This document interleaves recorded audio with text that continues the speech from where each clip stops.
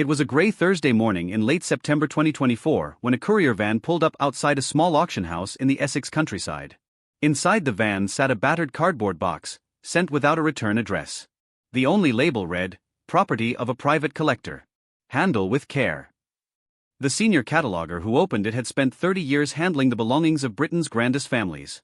But she admitted her hands were trembling before she reached the bottom layer. Because lying on top of old photograph albums and faded newspapers was a bundle of letters. Cream-colored paper. The unmistakable swirling handwriting of Diana, Princess of Wales. There were thank you notes to charities. Tender messages to friends. Fragments of a life cut brutally short.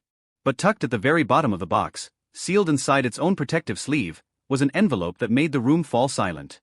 It was addressed, in Diana's own hand, to Her Royal Highness Princess Anne. The envelope had never been opened. For 27 years it had moved between 3 private owners, and every single one of them had chosen not to read what Diana had written. Now, in the autumn of 2024, the world was about to discover what lay inside. Why did Diana write to Anne, the sister-in-law she was never close to? Was it a warning? A plea? Or a secret the royal family had hoped would stay buried forever? And why had this single letter been hidden away for more than a quarter of a century? Join us as we finally open the forgotten letter from Diana, Princess of Wales, to Princess Anne, and uncover a truth that changes everything we thought we knew about 2 of the most powerful women in modern royal history. The auction house was a family business, 3 generations old, known for silverware and country house furniture rather than royal secrets.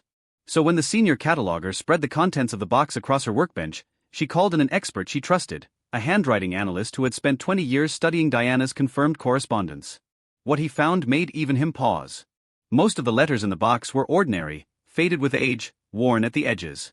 But the envelope addressed to Princess Anne was different. It was pristine, as though it had been sealed the day before. The paper carried Diana's Kensington Palace letterhead. The ink was a deep blue-black. And pressed into the cream wax was a small crimson seal bearing Diana's personal crest, a mark she reserved, according to those who knew her, for messages of the deepest importance. The provenance was stranger still. The box had been purchased in 2001 by a retired businessman from an anonymous seller, someone said to have worked closely with the royal family. It had changed hands twice more. None of the owners ever opened the letter, and one solicitor reportedly advised his client to store it away untouched, out of respect for the dead. 2024 was already a remarkable year for Diana's letters. In June, notes written to a former school friend went under the hammer. In July, more than a dozen letters and cards to her family's former housekeeper, the woman Diana called Collie, sold for nearly £150,000. Her handwriting was gold to collectors, and proof that the letters now surfacing were genuine. But this envelope was different. Every verified Diana letter had been opened and read. This one had stayed sealed for 27 years, as if waiting for the right moment. So what could possibly be inside a letter that 3 owners had refused to open? And why had Diana chosen to write to the one royal who always kept her at arm's length? Let's find out. To understand the letter, you first have to understand the distance between the 2 women at the center of it. In the summer of 1981, Diana Spencer stepped into Buckingham Palace as a shy 19-year-old, a former nursery assistant with no preparation for the machinery of royalty. She was marrying the heir to the throne, and she desperately wanted to belong. She practiced her curtsy until her legs ached. She rehearsed small talk in front of the mirror. She studied the protocols like lines in a play. Princess Anne was a different creature entirely. At 31, she was already the hardest-working royal in the family, a woman who had competed in the Olympic Games, supported more than 200 charitable organizations, and performed hundreds of engagements a year without ever courting a headline. She did not do small talk. She did not chase approval. She followed one rule, the old family rule: never complain, never explain. The 2 women could not have been more different. Diana was warmth and emotion, hugging children, weeping in public, breaking protocol with every smile. And was duty and distance, brisk and unsentimental. And the public made its choice quickly. Every dress Diana wore became news. Every hospital she opened, front page. Anne's quiet lifetime of work was suddenly invisible next to the young princess's glow. Inside the palace, the frost formed early.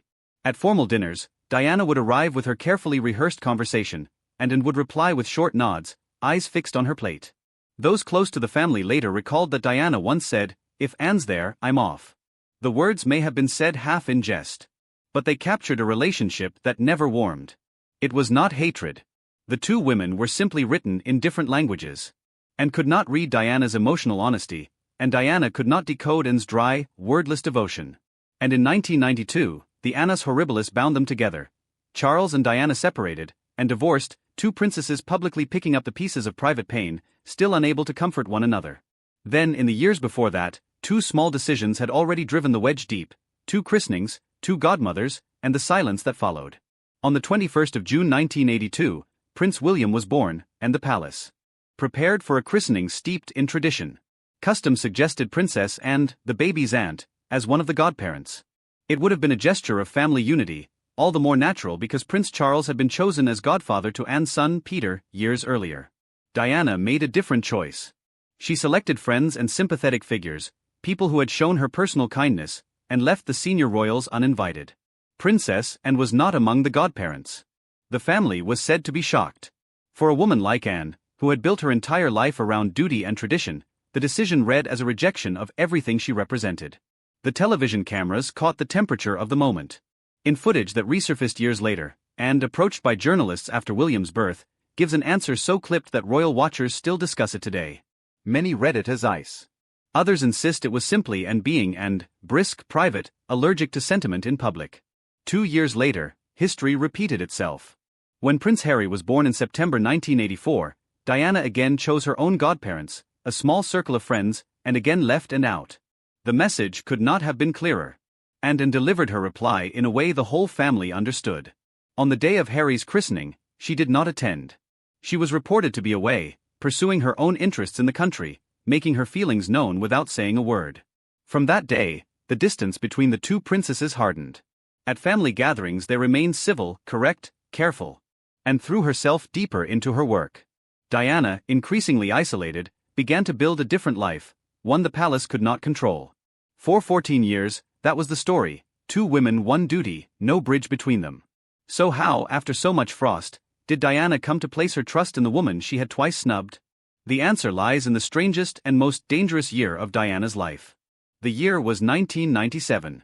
By the end of 1996, Diana's life had been dismantled and rebuilt. Her divorce from Prince Charles had been finalized in August, ending 15 years of marriage and stripping her of the title Her Royal Highness. She was no longer a working member of the royal family. She was, in her own words, simply Diana. And for the first time, she was free to become the person she had always wanted to be. She threw herself into causes that shook the establishment. In January 1997, she traveled to Angola for the Red Cross campaign to ban landmines. On the 15th of January, wearing body armor and a visor, she walked through a lane cut across a live minefield near Wombo. The image circled the globe. Here was a princess, not waving from a balcony, but walking where soldiers feared to tread. It made her beloved. It also made her enemies. By stepping into a political fight, she had angered governments, arms dealers and powerful figures on both sides of the Atlantic. Months later, in December 1997, more than 120 nations would sign the Ottawa Treaty banning anti-personnel landmines. Her walk had helped change the world. But in early 1997, the change had not yet come, and the danger was real. Those closest to her later described the strangest detail of that period. Diana was writing more than she ever had. Her private secretary noticed the change first. Letters that had once been slow and elegant now appeared rushed, as though she felt she was running out of time. Her butler, Paul Burrell, spoke of receiving letters in which she described dark forces surrounding her. A letter to her dearest friend, Lucia Flecha de Lima, was said to contain a chilling warning about powerful people who wanted her silenced. She told friends she felt watched. Cars in her mirrors. Strange clicks on the telephone line. Yet she did not sound afraid. The people who saw her in those weeks remember a woman eerily calm, a woman preparing, quietly, just in case. And it was in those strange, uncertain weeks that Diana sat down at her writing desk in Kensington Palace and composed the most remarkable letter of her life. It was addressed to exactly one person: Princess Anne. Here is where the letter defies every expectation.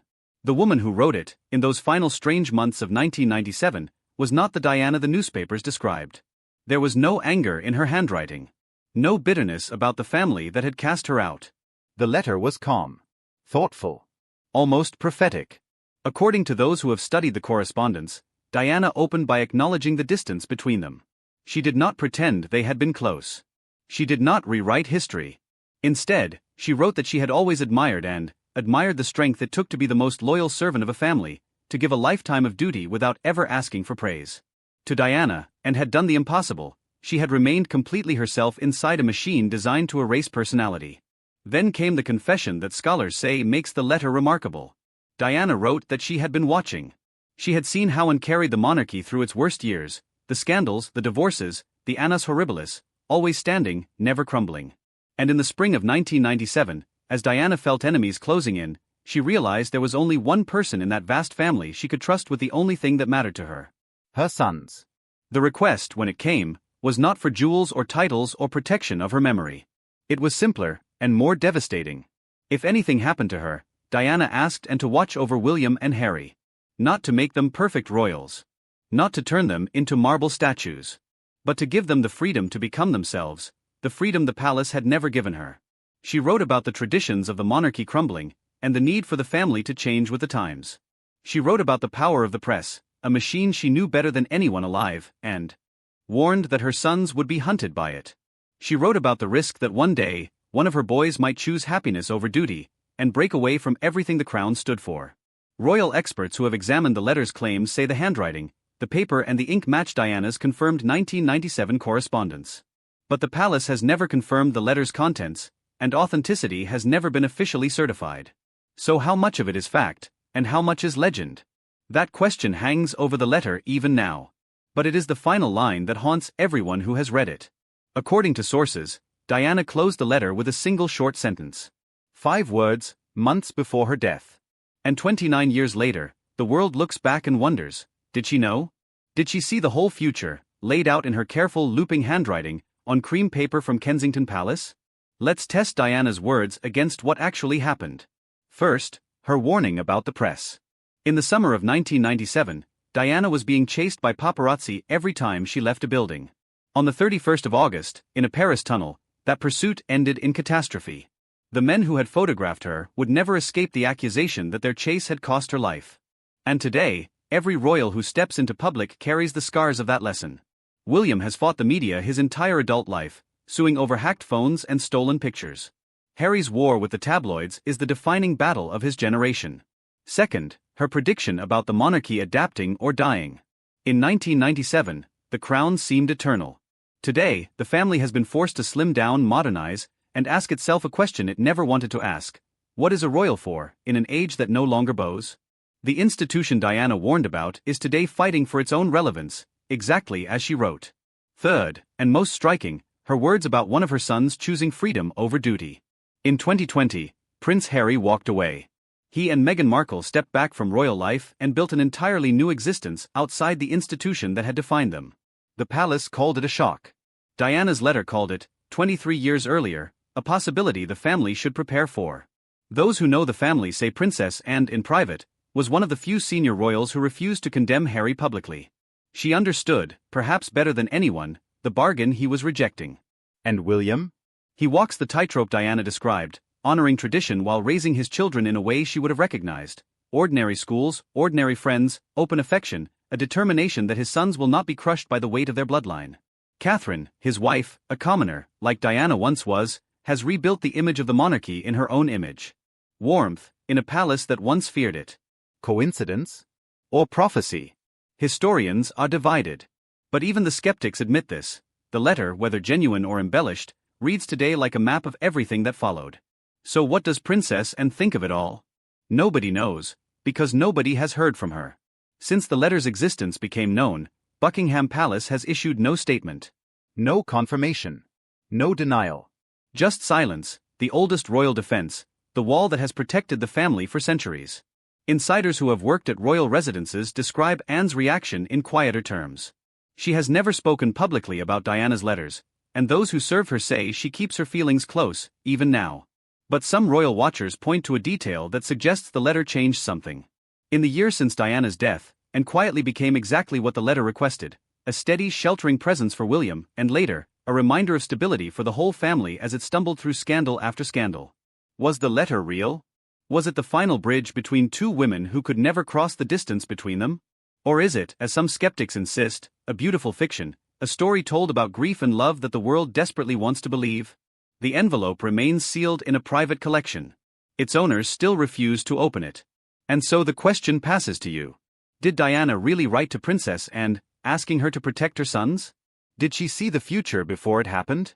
And if she did, what else might she have known? No palace statement. No expert confirmation.